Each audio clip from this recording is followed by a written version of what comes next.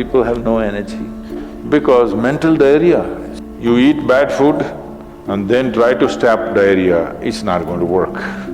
This much you do. Tonight before you go to bed, keep it down and go to bed. In a little while, if you simply sit here, things around you will reverberate.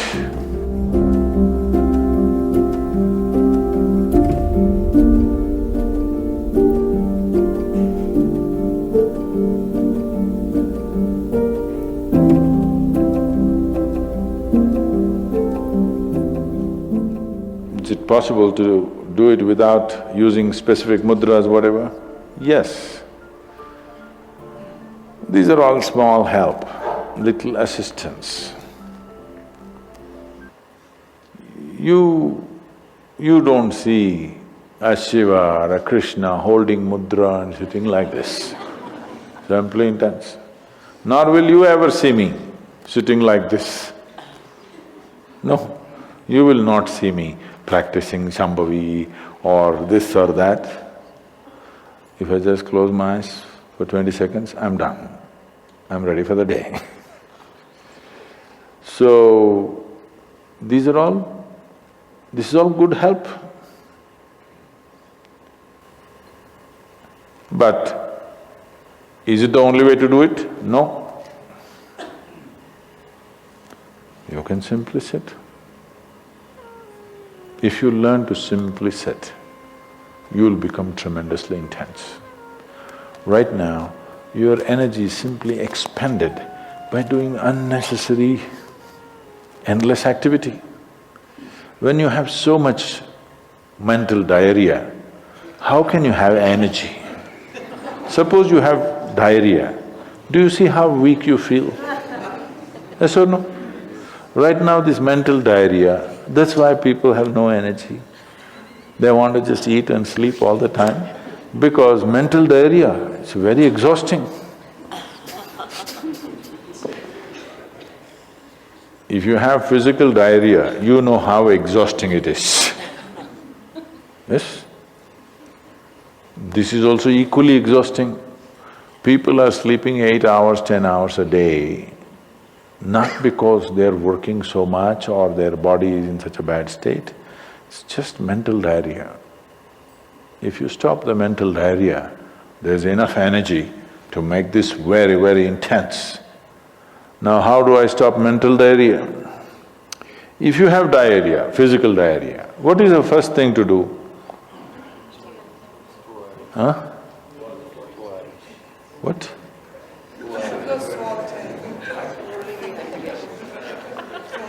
Yes, run to the toilet, I know that.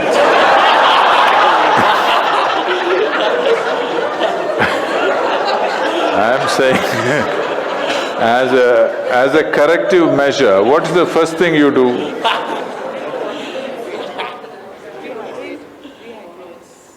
No, as a corrective measure, what is the first thing you do? First thing is stop eating, right? Yes or no? But diarrhea means in some way we've eaten something that the body doesn't want. It's trying to throw it out. Yes? You've taken something inside which the body doesn't like, it wants to throw it out. First thing is, stay away from food for some time. You eat bad food and then try to stop diarrhea, it's not going to work. So similarly, bad food for the mind is just this. You have gotten identified with things that you are not. The moment you get identified with things that you are not, mental diarrhea is inevitable. It's bad food for the mind. Now it will run endlessly, do what you want. You do any damn meditation, you say Shiva, Rama, it's not going to stop. It's not stopped, isn't it? Because bad food is being eaten every day, you're getting identified with more and more things and you want to stop your mind, you do whatever kind of circus, it is not going to stop. If you disidentify with everything, if you understand what is you and what is not you, If you keep a little distance from that, mind will become still. If you want, you can use it, otherwise you can keep it. Now my hand is there, if I want I can move it, otherwise I can keep it. This is a useful hand. Suppose it starts jumping like this. You clearly know there is some kind of an ailment, isn't it? Yes or no? So if hand is jumping, you know it's an ailment. If mind is jumping, is it an ailment or no? The ailment has come because continuous wrong diet. You tell your mind that I am this, I am this, I am that, I am that. It's having diarrhea. You stop giving it wrong food. If you clearly see what… even if you do not know what is me, at least you know what is not me, isn't it? This much you do. Tonight before you go to bed, sit on your bed and sit down and discount everything that is not you. This house in which you're living, is this me? No. This loving parent or mother, father, wife or husband or child, they're wonderful, but is this me? No. Now these nice clothes I'm wearing, is this me? No. Now my body, I like it, but is this me? No. Now I'm having so many thoughts, is this me? No. Now I'm having wonderful emotions, is this me? No. Like this, everything that's not you, before you sleep, keep it down and go to bed. Tomorrow morning, you will wake up considerably more intense than today. Every day you do it. In a little while, if you simply sit here, things around you will reverberate. Really. So I was in…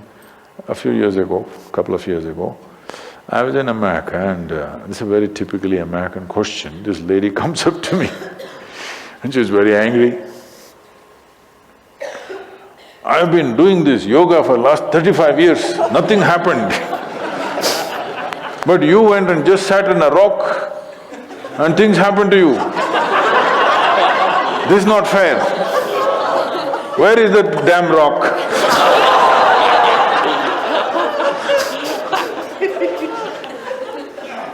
She thinks it's the rock which did it.